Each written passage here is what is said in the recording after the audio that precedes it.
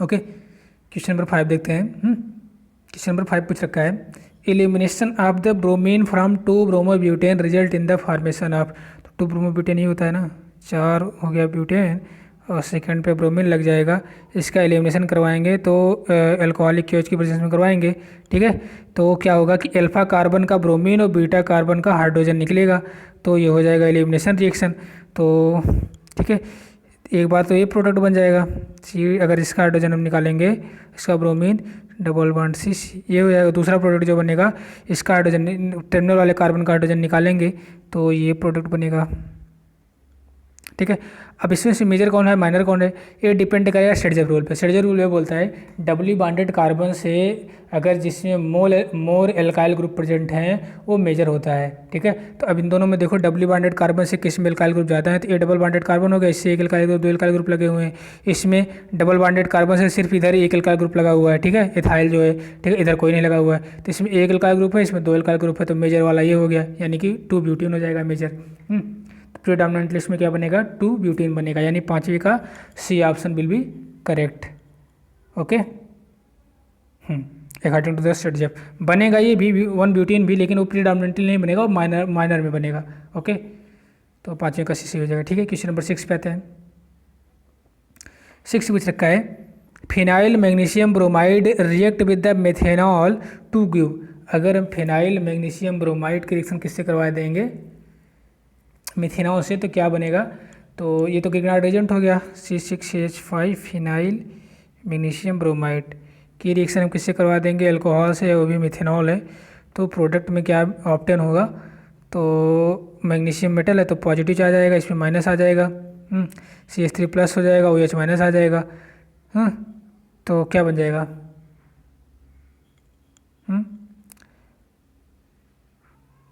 CH3O minus, sorry O minus H plus, H तो उठेगा, इसमें OH बांड, OH के बीच में बांड की ब्रेकिंग होगी। ठीक है,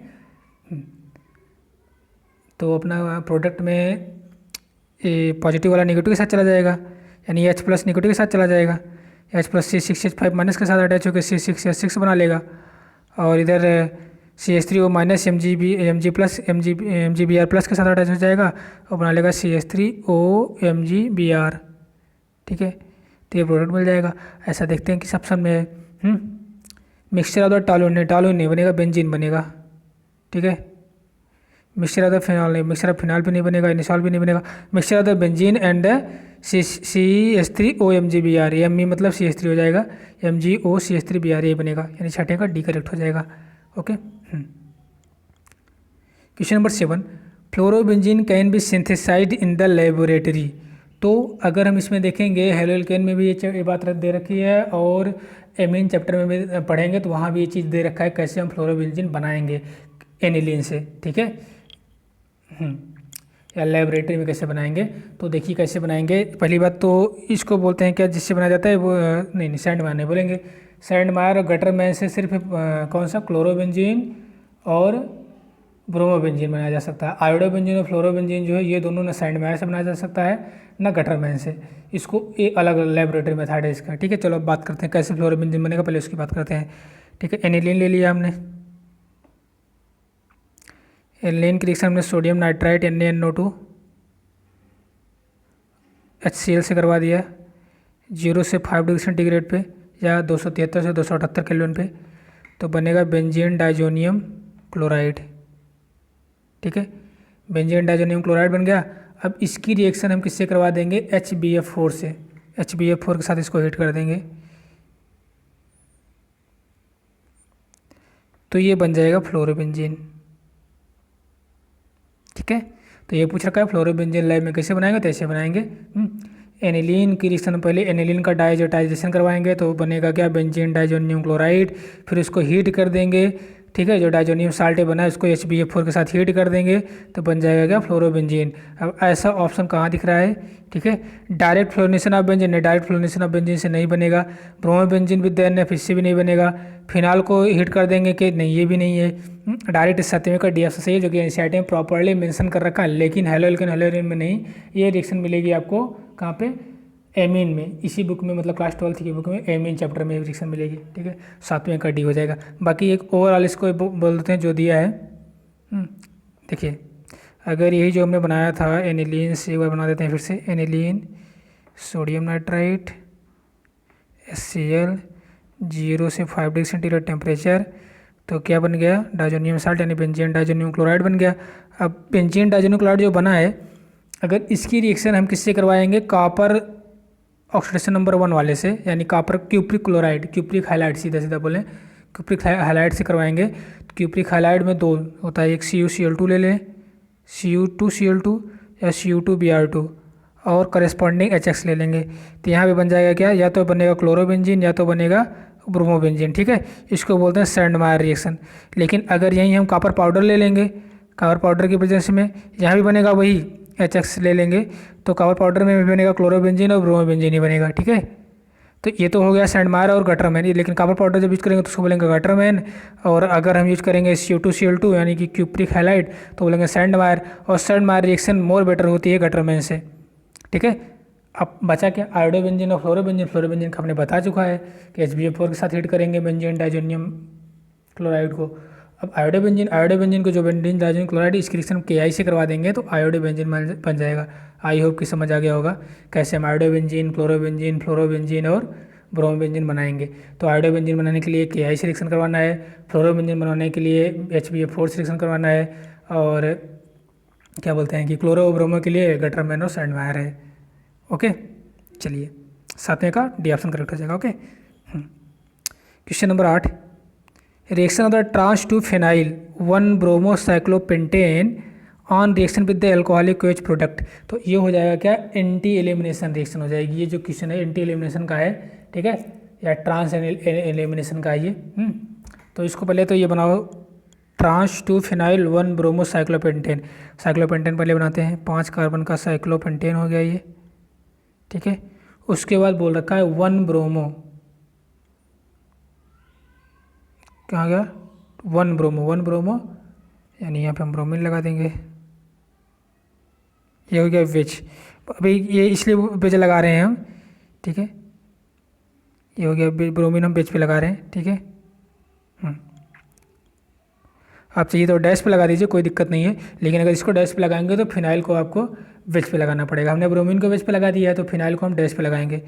तो ये फिनाइल हो गया,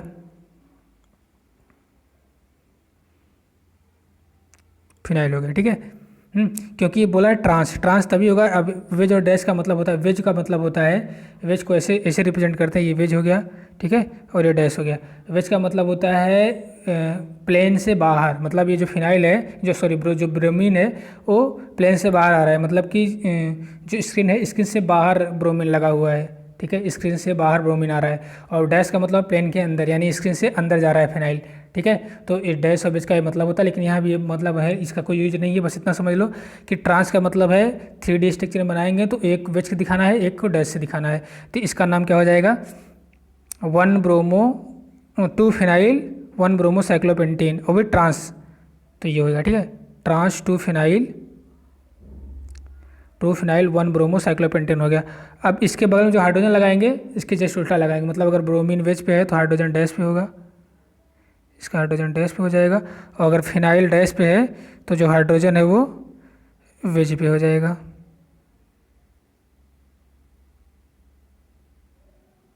ये हो गया वेज पे, ठीक है।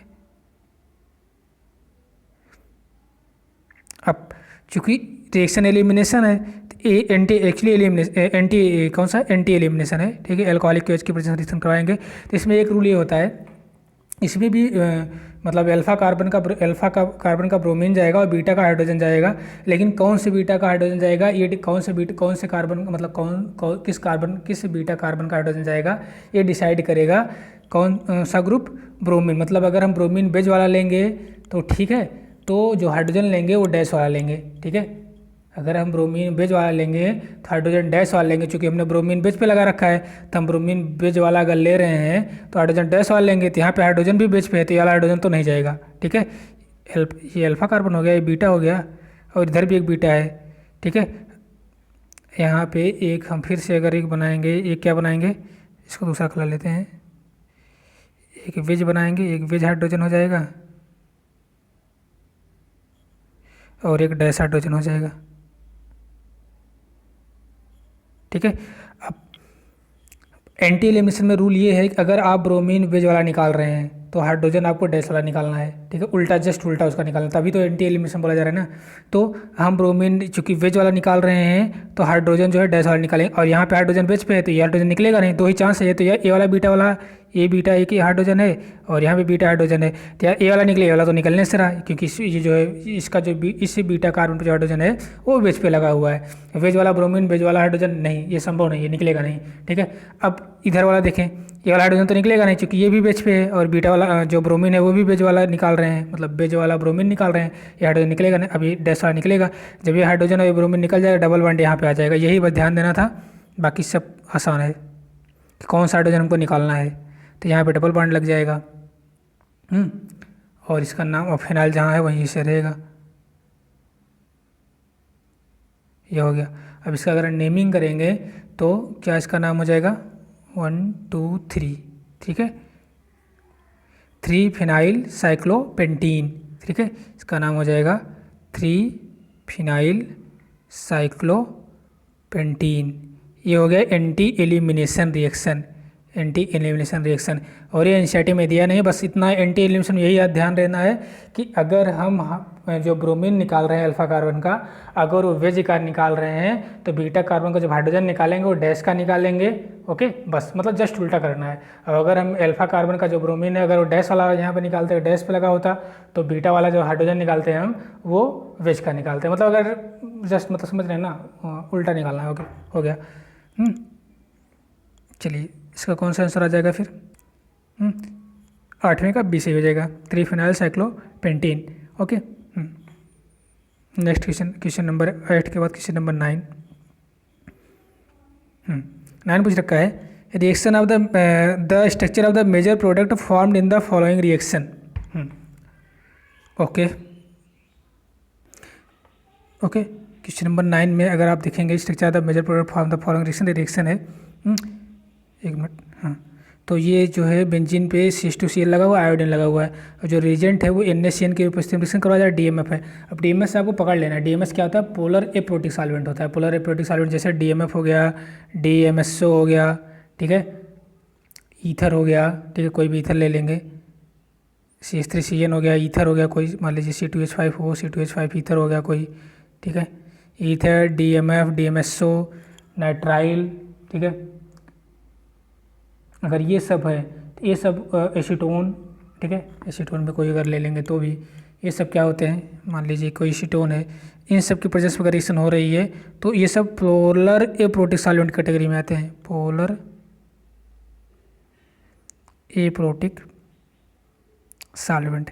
और पोलर पता ही है कंडीशन आपको कि अगर पोलर एप्रोटिक सॉल्वेंट है तो कौन सी रिएक्शन होगी, SN2 रिएक्शन होगी, और पोलर प्रोटिक सॉल्वेंट है जैसे वाटर हो गया, एल्कोहल हो गया, ठीक है, वाटर एल्कोहल हो गया, एसिटिक एसिड हो गया, ठीक है, तो ये सब क्या होता है, पोलर प्रोटिक होते हैं तो SN1 शो करता है। फिलहाल यहाँ पे DMF है तो SN2 शो करेगा, यानी कि वैसे भी ये 1 डिग्री एल के लिए कौन सा है, ठीक है, डिग्री छोड़ दो, सिर्फ सी से पकड़ लेना, DMF जो है पोलर एप्रोटिक सॉल्वेंट है।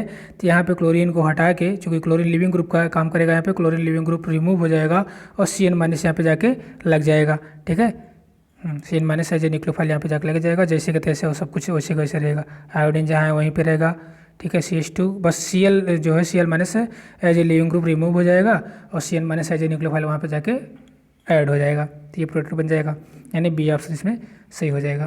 क्वेश्चन नंबर 9 का बी ऑप्शन करेक्ट हो जाएगा। क्वेश्चन नंबर 10, ये तो सिंपल सा है, which of the following is the correct order decreasing SN2 reactivity. इसमें कुछ बताने लायक है नहीं, लेकिन फिर भी एक बार बताते हैं, पता सबको होगा। SN2 का मतलब हो गया 1 degree alkyl halide, then 2 degree alkyl halide, then 3 degree alkyl halide, ये रिएक्टिविटी का ऑर्डर हो गया। आंसर तो सिंपल है। चलिए तो कौन सा ऑप्शन सही हो जाएगा, पहले आंसर बता ही देते हैं। 1 डिग्री एल्केलाइड यहाँ पे है, देन 2 डिग्री, एक मिनट, 1 डिग्री एल्केलाइड ये रहा, 1 एक मिनट बनाना पड़ेगा यार, कैसे बनाया है, तो RCH2X 1 डिग्री हुआ, R2CHX 2 डिग्री हुआ, और R2 यहाँ पे R2 नहीं R3 होना चाहिए, R3CX यहाँ पे R3 होना चाहिए, तो 3 डिग्री हो जाएगा, यानी कि सी ऑप्शन 10वें का कौन सा सही हो जाएगा, सी ऑप्शन करेक्ट हो जाएगा, ठीक है। यहाँ पे थोड़ा मिस प्रिंटिंग है।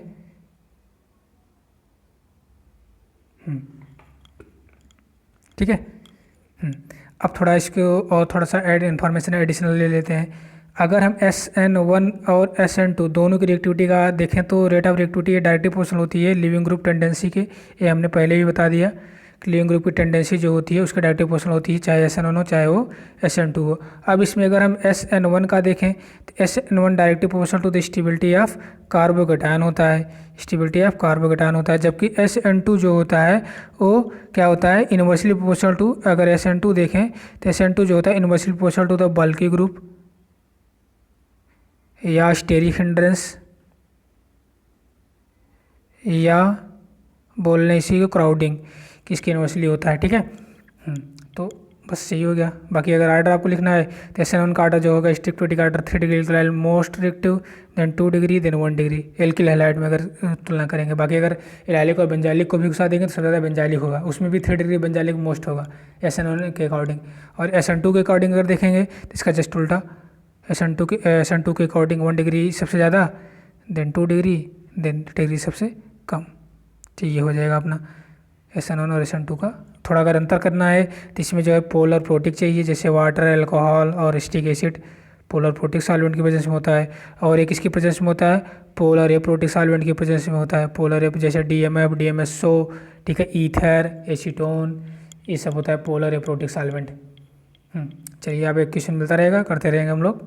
तो 10वें का कौन सा हो जाएगा, C ऑप्शन करेक्ट हो जाएगा। क्वेश्चन नंबर 11, ये भी वही रिएक्टिविटी का आर्डर आपको बताने की जरूरत है नहीं। Organic chloro compound which show the complete, अच्छा नहीं दूसरा है तो उसी से स्टीरियो केमिस्ट्री से, complete stereo chemical inversion during the SN2 reaction etch. Okay, तो क्वेश्चन नंबर 11 के लिए हम स्टीरियो केमिस्ट्री थोड़ा देखते हैं एल्केलाइड की। तो SN2 रिएक्शन के दौरान, क्योंकि जो इन्वर्जन SN2 में तो इन्वर्जन देखने को मिलता ही है, इसमें रिस्मेशन होता नहीं है। क्यों? SN2 जो होता है, SN2 में मान लीजिए 1 डिग्री एल्केलाइड है, 1 डिग्री या 2 डिग्री या 3 डिग्री एल्केलाइड है। तो SN2 का आर्डर तो सबसे ज़्यादा वो डायरेक्टिव 1 डिग्री होता है, then 2 degree alkyl halide, then 3 degree alkyl halide. और कोई भी एल्केलाइड हो 3 डिग्री एल्केलाइड, पहली बात SN2 जल्दी शो ही नहीं करेगा। ठीक है, 1 डिग्री शो करेगा। तो 1 डिग्री में भी जो न्यूक्लियोफाइल आगे अटैक करेगा, जैसे मान लीजिए हमने CH3Cl, यही सही होगा ना, 1 डिग्री एल्केलाइड है। तो अगर इसका मिस्टेक से बनाएंगे, कार्बन सेंटर हो गया, इसके सराउंडिंग में 3 हल्के से हाइड्रोजन लग गए, हल्के मतलब हल्के ग्रुप। अब जब यहाँ पे न्यूक्लियोफाइल आके कोई अटैक करेगा, तो ये पाइक साइड से आके अटैक करेगा, मतलब उसके अपोजिट साइड से। जिधर एक क्लोरीन, जिधर ये लिविंग ग्रुप लगा हुआ है, ये क्लोरीन लिविंग ग्रुप निकलेगा, जैसे जैसे इधर निकलता जाएगा वैसे ये न्यूक्लियोफाइल आके इधर ऐड होता जाएगा। तो इसमें जो ट्रांजिशन स्टेट बनती है, ट्रांजिशन स्टेट ऐसे बनती है, इधर एक क्लोरीन लिविंग ग्रुप के रूप में निकलता जाएगा, इधर से ये न्यूक्लियोफाइल आके जुड़ता जाएगा, दोनों एक साथ प्रोसेस होगी। ठीक है, इधर तो अपना 3 हाइड्रोजन लगा ही रहेगा। ठीक है, इधर इसको बोलते हैं क्या बोलते हैं इसको, ट्रांजिशन स्टेट। SN2 मैकेनिज्म में ट्रांजिशन स्टेट होती है। ठीक है, और जब लिविंग ग्रुप क्लोरीन जैसे लिविंग ग्रुप रिमूव होगा, वैसे न्यूक्लियोफाइल इधर आके अटैक हो जाएगा, और अपोजिट साइड से आ रहा है, इसलिए SN2 क्या शो करता है, इन्वर्जन शो करता है, कंप्लीट इन्वर्जन शो करता है, कोई रेसिमाइजेशन नहीं। जबकि अगर यही SN1 होता तो SN1 में रेसिमाइजेशन शो करता है। ठीक है, उसमें रेसिमाइजेशन मिलता है। ठीक है, हाँ, थोड़ा बहुत वो क्या शो करता है, इन्वर्जन भी शो करता है, लेकिन वो रेसिमाइजेशन शो करता है। ठीक है, तो इसका तो फिलहाल ये क्या है, इन्वर्जन पूछ रहा है SN2 के लिए, तो 1 डिग्री एल्केलाइड हो जाएगा, यानी 11th का DC हो जाएगा। क्वेश्चन नंबर 12 देखते हैं। 12 पूछ रखा है, कंसीडर द फॉलोइंग ब्रोमाइड। तो ये ब्रोमाइड दे रखा है ABC, इसको हमको क्या बताना, वही रिएक्टिविटी का आर्डर बताना होगा ना। ऑप्शन किधर है, ये रहा। ठीक है, SN1 के अकॉर्डिंग हमको रिएक्टिविटी का आर्डर बताना है। चलिए ठीक है, स्ट्रक्चर देखते हैं। SN1 के अकॉर्डिंग बताना है हमको। तो SN1 के पहले क्या बोलते हैं कि लिविंग ग्रुप को पहले बात रिमूव करके देखते हैं। इसका लिविंग ग्रुप यहाँ से निकल जाएगा Br- के रूप में, तो यहाँ प्लस आ जाएगा। फिर इसका लिविंग ग्रुप ये निकल जाएगा, यहाँ पे प्लस आ जाएगा। इसका लिविंग ग्रुप Br- के रूप में निकल जाएगा, यहाँ पे प्लस आ जाएगा। अब डिग्री ऑफ एल्केलाइड देखेंगे अगर हम, तो डिग्री ऑफ एल्केलाइड अगर चेक करेंगे तो ये तो हो जाएगा कौन सा डिग्री, जिस कार्बन से ब्रोमीन लगा हुआ है डायरेक्टली, कितने कार्बन से, 2 कार्बन से लगा, 2 डिग्री हो गया। ये जिस कार्बन से लगा हुआ है ब्रोमीन डायरेक्टली 2 कार्बन से लगा हुआ है, तो ये क्या हो गया, 2 डिग्री हो गया।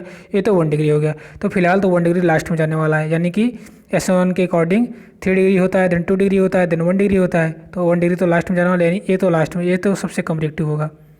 अब बचा B और C दोनों क्या हैं, 2 डिग्री हैं। अब इसमें देखेंगे एक एलाइलिक तो नहीं है कोई। अगर एलाइलिक है, चूंकि एलाइलिक जो होता है नॉर्मल एल्केलाइड से ज़्यादा रिएक्टिव होता है, और एलाइलिक से ज़्यादा बेंजाइलिक होता है। एलाइलिक कंडीशन हमने मतलब आप जानते भी होंगे, एलाइलिक मतलब डबल बॉन्डेड कार्बन एक मिनट, डबल बॉन्डेड कार्बन से अटैच कार्बन से अगर कोई हाइड्रोजन अटैच है तो उसको बोलते हैं एलाइलिक। तो यहाँ पे वही कंडीशन है, देखिए डबल बॉन्डेड कार्बन से ये अटैच कार्बन है, इससे हाइड्रोजन अटैच है, तो ये हो गया एलाइलिक कंडीशन। तो एलाइलिक क्या हो जाएगा, ज़्यादा SN1 शो करेगा देन नॉर्मल। तो नॉर्मल एल्किलाइड है 2 डिग्री और एलाइलिक 2 डिग्री है, तो ये वाला ज़्यादा हो जाएगा, यानी सबसे ज़्यादा कौन सा हो जाएगा, बी हो जाएगा। SN1 के अकॉर्डिंग सबसे ज़्यादा रिएक्टिव बी हो जाएगा, देन सी हो जाएगा और सबसे कम ए हो जाएगा। यानी BCA। ऐसा कौन सा ऑप्शन है, BCA फर्स्ट ऑप्शन है, मतलब कि ए वाला करेक्ट हो जाएगा, 12 का ए सही हो जाएगा। ठीक है। चलिए क्वेश्चन नंबर 13 देखते हैं। How many chiral compound are possible on the monochlorination of the two methyl butane. Okay okay, तो जो क्वेश्चन नंबर कहाँ गया, 13 है, वही जस्ट एनसीईआरटी में एग्जाम्पल नंबर 10.3, एकदम यही एग्जाम्पल है। अगर GS ने एग्जाम्पल की प्रैक्टिस की होगी उसके लिए तो आंसर तो बहुत आसान होगा देना। ओके, लेकिन अब बताते हैं कैसे है। 13 का तो आंसर तो है 4, ठीक है, लेकिन कैसे 4 है, अगर आप इस 2-क्लोरोब्यूटेन का 2-मिथाइल ब्यूटेन का, ठीक है, 2-मिथाइल ब्यूटेन का आप मोनोक्लोरिनेशन करवाएंगे, नीरा 2-मिथाइल ब्यूटेन, इसका हम क्या करवाएंगे, अल्ट्रावायलेट सनलाइट की वजह से क्या करवाएंगे, Cl2 से रिएक्शन करवाएंगे, तो ये जो आइसोमर बनाएगा, हाउ मेनी कायरल कंपाउंड, ठीक है, कितने कायरल कंपाउंड बनेंगे। एक तो सिंपल सा आप क्या करिए, जैसे वैसे लगा दे, Cl टर्मिनल कार्बन पर लगाइए, फिर Cl को लेके आइए, ब्रांचिंग करते जाइए। ठीक है, Cl भी टर्मिनल पर लगाए हैं, फिर अभी लगाएंगे ऐसे, इसको यहीं पे रहते थे, क्लोरीन यहाँ पे लगा देंगे, तो हो गया। तीसरा क्या करेंगे,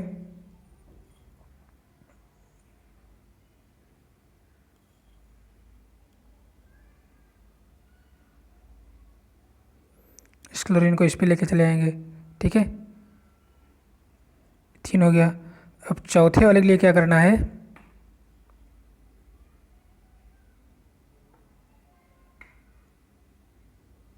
इस पे लगा देना है।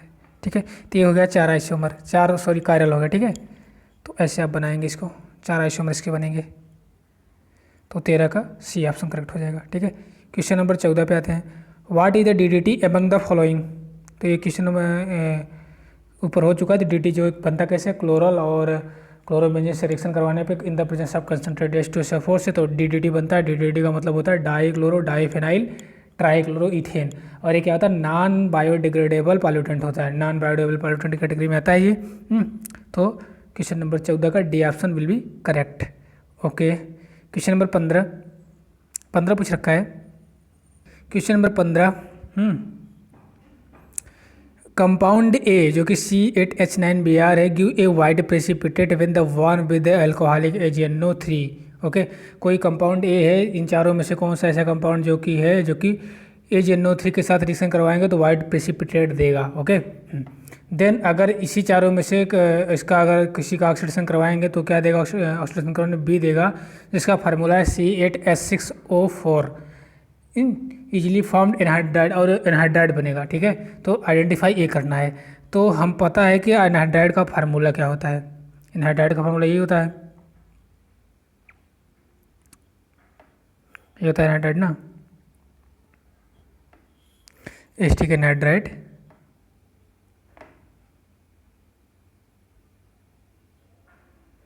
एस्टिक एनहाइड्राइड नहीं यार, एनहाइड्राइड सिंपली एनहाइड्राइड, मतलब ये हो गया। ठीक है, तो अभी जो एनहाइड्राइड बना हुआ है, अब एनहाइड्राइड पॉसिबिलिटी किस में है, जो एडिसेंट कार्बन पे अगर ग्रुप लगे हुए हैं तो इसमें या तो इसमें या तो इसमें, ये दोनों तो होंगे नहीं। ठीक है, एडिसेंट कार्बन पे अगर ये लगा हुआ है C2H5Br लगा हुआ है, यहाँ पे CH2Br CH3 लगा हुआ है, इसी के साथ जो है इसी दोनों में से एक होना चाहिए, यही दोनों पॉसिबिलिटी है एनहाइड्राइड बनने की। तो अब उसके बाद हम एक और एलिमिनेट कर सकते हैं इससे, अगर हम रिएक्शन करवाते हैं किसके साथ, एक ही रिएक्शन, मतलब जो भी कंपाउंड चाहिए इसकी रिएक्शन हम AgNO3 से करवाएंगे तो वाइट PPT मिलेगी। इसकी रिएक्शन अगर हम AgNO3 से करवाएंगे तो एक्चुअली चूंकि इसमें ब्रोमीन डायरेक्ट बेंजीन रिंग से अटैच है, तो ब्रोमीन इसमें से Ag के साथ रिएक्शन नहीं करेगा, इसमें कोई प्रेसिपिटेट मिलेगा ही नहीं, तो ऐसे ही कट गया, तो डी ऑप्शन सही हो जाएगा। अब आगे पूरा कंप्लीट कर देते हैं कैसे डी ऑप्शन सही है। इसकी रिएक्शन अगर हम करवाएंगे किसके साथ, AgNO3 के साथ वार्म करेंगे तो वो आराम से Br को ये लिविंग ग्रुप के रूप में निकल जाएगा और AgBr का वाइट प्रेसिपिटेट मिल जाएगा। पहली कंडीशन सेटिस्फाई हो गई।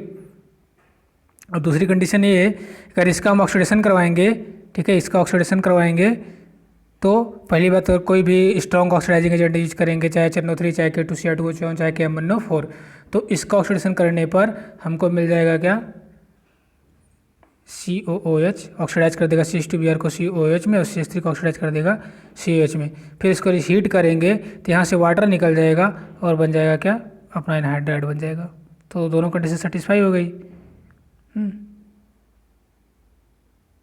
एनहाइड्राइड, ठीक है, एनहाइड्राइड बना लेंगे, हो गया।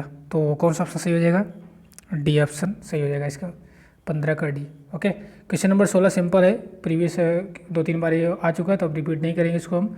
सीधा SN2 रिएक्शन की हमको रिएक्टिविटी का आर्डर बताना है, तो SN2 की रिएक्टिविटी वही हो जाएगी, direct inversely position to the bulky group या स्टेरिंग इंटरेस्ट या क्राउडिंग। तो 1 डिग्री एल्कलाइड ज़्यादा रिएक्टिव और 30 डिग्री एल्कलाइड कम रिएक्टिव। तो अब देख लेते हैं 1 डिग्री एल्कलाइड इसमें और इसमें, ये दोनों होंगे नहीं, ठीक है। तो 1 डिग्री एल्कलाइड, ये 2 डिग्री आ गया तो यहाँ पे नहीं हो जाएगा, ये सही हो जाएगा, ठीक है। अब यहाँ पे एक अगर कन्फ्यूजन आपको क्रिएट हो रहा है तो मैं यहाँ क्लियर कर देना चाहता हूँ कि 1 डिग्री दोनों है, तो अभी से 1 डिग्री दोनों में कौन ज़्यादा रिएक्टिव होगा, तो सिंपल सा वही लगा दो, किसमें बल्कि ग्रुप, जिसमें बल्कि ग्रुप कम वो ज़्यादा रिएक्टिव। तो इसमें अगर इस वाले देखें तो इस सेंटर वाले कार्बन से क्लोरीन लगा हुआ, 3 तो हाइड्रोजन लगा हुआ जो कि उतना ज़्यादा भारी नहीं है, कम बल्कि है। लेकिन अगर इसमें चेक करेंगे 1 डिग्री ये भी है, कार्बन डायरेक्ट क्लोरीन से जुड़ा हुआ है, 2 हाइड्रोजन है सराउंडिंग में और एक बल्कि ग्रुप CH3 है, तो इसमें बल्कि आ गया, तो इसलिए बल्कि होने की वजह से कम रिएक्टिव हो गया, ज़्यादा रिएक्टिव हो गया। इसमें तीनों हल्के हैं और इसमें 2 हल्के हैं और एक बल्कि है, तो इसीलिए ऐसा हो रहा है कि 1 डिग्री में CH3Cl ज़्यादा रिएक्टिव है, ये कम रिएक्टिव है। तो 16 का बी ऑप्शन करेक्ट हो जाएगा। क्वेश्चन नंबर 17 है कि major organic compound found by the reaction of the 1,1,1 trichloroethane with the silver powder. Okay, ठीक है, तो पहले 1,1,1 ट्राइक्लोरोइथेन बनाते हैं, तो ये हो जाएगा 2 कार्बन का इथेन पहले बना लेते हैं, ये हो गया। फिर 1,1,1 ट्राइक्लोरोइथेन हो तो फर्स्ट कार्बन पे 3 क्लोरीन लगा देंगे। इसके रिएक्शन हम किससे करवा देंगे, Ag कहाँ गया, सिल्वर पाउडर से करवा देंगे, ठीक है। अब इसको 2 मोल लेंगे, ठीक है, इसको 6 मोल कर देंगे, तो अब क्या हो जाएगा, AgCl निकल जाएगा। ये जो 2 मोल है मतलब 1 मोल में 3 Cl तो 2 मोल में 6 Cl, तो 6 Cl AgCl के रूप में निकल जाएगा और ये बन जाएगा क्या, CH3 CH triple bond CH नहीं रहेगा, C triple bond C CH3 यानी 2 ब्यूटान बन जाएगा, ठीक है। तो सी ऑप्शन 17 का सी ऑप्शन करेक्ट हो जाएगा इसमें, ठीक है। 6 AgCl निकल जाएगा, ठीक है। क्वेश्चन नंबर 18 लास्ट क्वेश्चन ये synthesis of the alkyl fluoride. Okay, तो ये सीधा चैप्टर में एनसीईआरटी में मेंशन कर रखा है कि अगर एल्किल फ्लोराइड बनाना है तो उसके लिए बेस्ट मेथड जो है वो है स्वाट रिएक्शन। कैसे बनेगी, कोई एल्किल क्लोराइड या एल्किल ब्रोमाइड ले लेंगे, एल्किल क्लोराइड या एल्किल ब्रोमाइड ले लेंगे, उसकी रिएक्शन किसी भी मेटेलिक फ्लोराइड से करवा देंगे। मेटेलिक फ्लोराइड मीन्स HG, ठीक है, AgF मान ले लीजिए, कोई भी मेटेलिक फ्लोराइड जो कि एनसीईआरटी में है जो दिया है वो कोई भी मेटेलिक फ्लोराइड ले लेंगे, ठीक है। तो ये बन जाएगा क्या, एल्किल फ्लोराइड, और इसको बोलते हैं स्वाट रिएक्शन, स्वाट रिएक्शन। तो इसका हो जाएगा 18 का बी सही हो जाएगा। बाकी फिंकल स्टील रिएक्शन जो है एल्किल आयोडाइड बनाने के लिए है, ठीक है, इसके रिएक्शन करवाएंगे। फिंकल स्टील में NaI डाइएसीटोन यूज होता है। और साइड में रिएक्शन ऊपर मेंशन हो चुका है कि बेंजीन डाइजोनियम क्लोराइड की रिएक्शन अगर हम कॉपर पाउडर से करवाते, कॉपर पाउडर नहीं सॉरी क्यूप्रिक हाइलाइड से करवा देंगे तो क्लोरोबेंजीन और ब्रोमोबेंजीन बन जाएगा, तो वो होता है सैंडमायर रिएक्शन। फिर रेडिकल फॉर्मुलेशन वो अलग बात है, ठीक है। तो 18 का कौन सही हो जाएगा, बी ऑप्शन सही हो जाएगा। तो ये हो गया 18 का बी ऑप्शन सही हो जाएगा। Okay, thank you.